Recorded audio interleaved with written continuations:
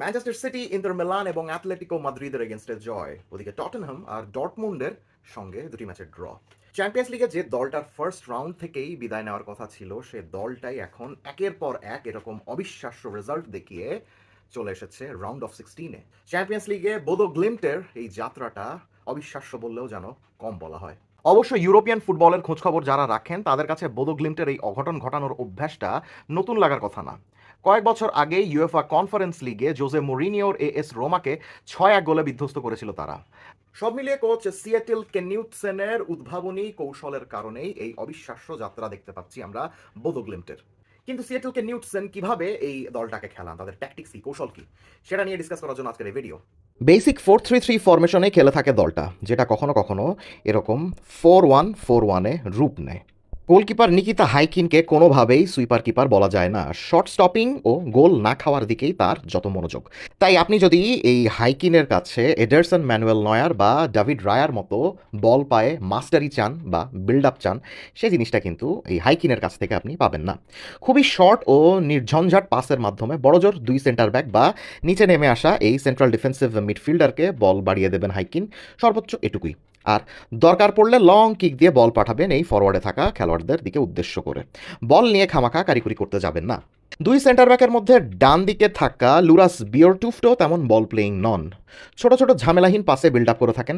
তার পাশে থাকা জস্টেইন গুন্ডারসন অবশ্য কখনো কখনো লাইন ব্রেকিং পাস দেওয়ার চেষ্টা করেন এবং আক্রমণ গঠন করার চেষ্টা করেন, কিন্তু সেটা অনেক কম। দলকে বিপদে ফেলে কিন্তু করতে চান না। সবসময় সেফটি ফার্স্ট অ্যাপ্রোচ দুই সেন্টার ব্যাক এবং কিপারের মেইন অ্যাপ্রোচ এটাই। দুই পাশের দুই ফুল ব্যাকের মধ্যে রাইট ব্যাক ফ্রেডরিক সিওভোল্ড অপেক্ষাকৃত আক্রমণাত্মক। পেছন থেকে যখন বিল্ড আপ হয় তখন একদম ওপরে সাইডলাইন বরাবর এভাবে থাকার চেষ্টা করেন তিনি। কিন্তু বল যখন আস্তে আস্তে বিল্ড আপ হতে হতে প্রতিপক্ষের গোলপোস্টের দিকে এগোতে থাকে, তখন তিনি আস্তে আস্তে এরকম ইনভার্ট করে মাঝখান দিয়ে চলে আসেন, যাতে মিডফিল্ডে থাকা খেলোয়াড়দের সঙ্গে তিনি ছোট ছোট পাসিং কম্বিনেশনে অংশ নিতে পারেন। লেফট ব্যাক আন্দ্রে বিওরকানো মোটামুটি একই কাজ করে থাকেন, তবে তিনি সিওভোল্ডের মতো অবশ্য বেশি উপরে যেতে চান না। তিনি এরকম নিচু এসব জায়গাগুলোতেই থাকেন এবং ইনভার্ট করে নিজেকেও আর একটা পাসিং অপশন হিসেবে রাখতে চান। আবার বল যেদিকে থাকে অনেক সময় দেখা যায় যে তার উল্টা দিকের ফুল ব্যাকরা বক্সে অ্যাটাক করে। যেমন ধরেন, বল যদি বাম দিকে থাকে, এরকম এরকম এরকম করে যদি সবাই বাম দিকে থাকে, তাহলে ডান দিকে যে ফুল ব্যাকটা রয়েছেন তিনি এরকম বক্স বরাবর ডিরেক্টলি রান নেন এবং গোল থ্রেট হিসাবে কাজ করে থাকেন। এবং একই কথাটা বলা যায় লেফট ব্যাক বিয়রকানের ক্ষেত্রেও। দুই ফুলব্যাকই নিজেদের সামনে থাকা নিজ নিজ উইঙ্গারের কাউন্টার প্রেসিংয়ে প্রচুর সহায়তা করে থাকেন, যে কারণে প্রতিপক্ষের উইঙ্গার বা ফুলব্যাকরা অত সহজে আক্রমণ করতে পারেন না। তিন মিডফিল্ডারের মধ্যে সেন্ট্রালে থাকা নাম্বার 6 প্যাট্রিক বার্গ এই ট্যাকটিক্সে বেশ গুরুত্বপূর্ণ। ডিফেন্সের সামনে থেকে নিজ অর্ধ থেকে বল বের করার মেইন সোর্স হিসাবে কাজ করে থাকেন তিনি। বলের মেইন ডিস্ট্রিবিউটরও তাকেই বলা যায়। অত বেশি মুভমেন্টের মধ্যে থাকেন না, অত বেশি বল ক্যারিও তিনি করতে চান না, সেরকম স্বভাব নেই। এরকম জায়গাগুলোতে থেকেই স্ক্রিনিং করতে থাকেন এবং বল বের করার একটা অপশন হিসাবে কাজ করতে থাকেন। তবে তার দুই পাশে থাকা দুই নাম্বার 8 হ্যাকন এভিয়েন এবং সন্দ্রে ফেট দুজনই অনেক মুভমেন্টের মধ্যে থাকেন। নিজেদের মধ্যে এভাবে ক্রমাগত জায়গা চেঞ্জ করে থাকেন, পজিশন চেঞ্জ করে থাকেন, যাতে প্রতিপক্ষ কনফিউজড হয়ে যায় এবং তাদের নিজস্ব স্ট্রাকচার যেন ভেঙে যায়। বাঁদিকে থাকা সন্দ্রে ফেটের অন্যতম প্রধান কাজ হলো বক্স ক্রাশিং করা।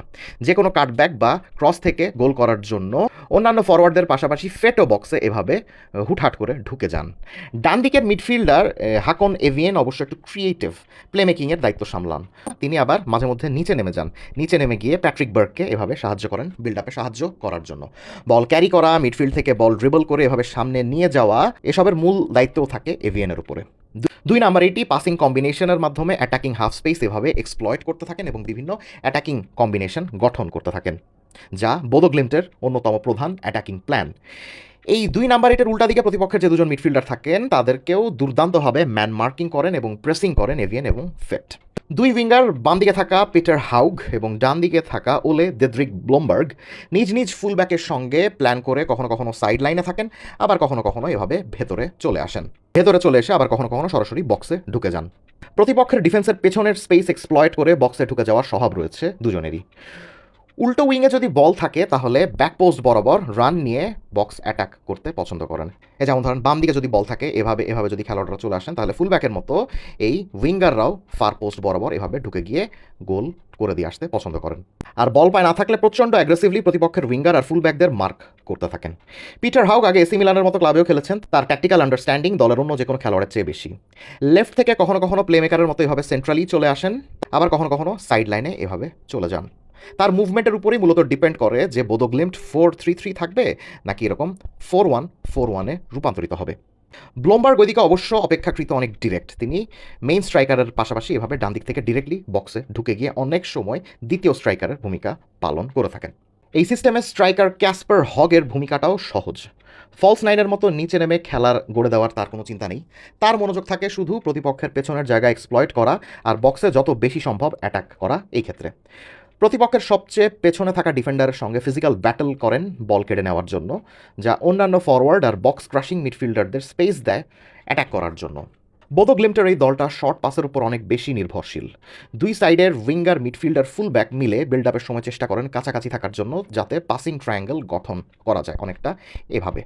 তারা কাছাকাছি চলে আসেন, চলে আসার কারণে যে জিনিসটা হয় প্রত্যেকটা ক্ষেত্রে দেখুন একটা করে কিন্তু ট্রায়াঙ্গেল গঠন হচ্ছে।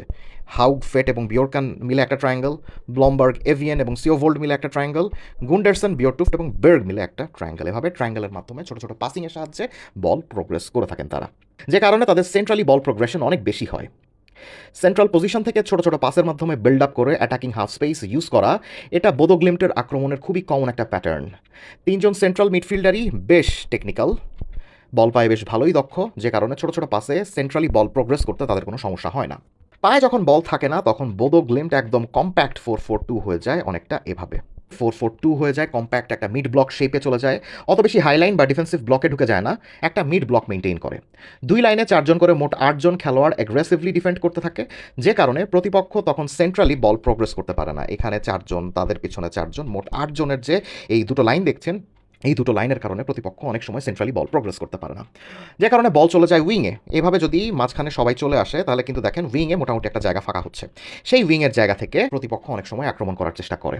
উইং থেকে বক্সে থাকা স্ট্রাইকারের উদ্দেশ্যে ক্রস দিয়ে অ্যাটাক করতে যায় প্রতিপক্ষ, যা কিনা বেশ ভালো বক্স ডিফেন্ডিংয়ের মাধ্যমে আবার বোদো গ্লিম্টের ডিফেন্ডাররা দলকে বিপদমুক্ত করেন। ইন্টার মিলানের left wing back Federico D Marco যেমন 20টারও বেশি ক্রস দিয়ে মাত্র 10টায় সফল হয়েছিলেন, বাকিগুলো প্রথমবারের চেষ্টাতেই বক্স থেকে বের করে দিয়েছিলেন বোদো গ্লিম্টের ডিফেন্ডাররা। সেন্ট্রালি কনজেস্টেড থাকার কারণে প্রতিপক্ষের সেন্ট্রাল মিডফিল্ডারদেরও বেশ সমস্যা হয়, ম্যানচেস্টার সিটির রদ্রির যেরকম হয়েছিল। রদ্রির সঙ্গে পুরো টিমের কানেকশনই কেটে দিয়েছিল Bodo Glimt aggressive man marking আর প্রেসিং করার মাধ্যমে। সব মিলিয়ে সেন্ট্রালি প্রোগ্রেশনের মাধ্যমে বল ধরে রাখা আর সুযোগ পেলে শর্ট পাসিংয়ের মাধ্যমে দ্রুত কাউন্টার করা বোদো গ্লিম্টের মেইন অ্যাটাকিং মন্ত্র এটাই। আর পায়ে বল না থাকলে সেন্ট্রালি মিড ব্লকে 4-4-2 ফরমেশনে থাকা।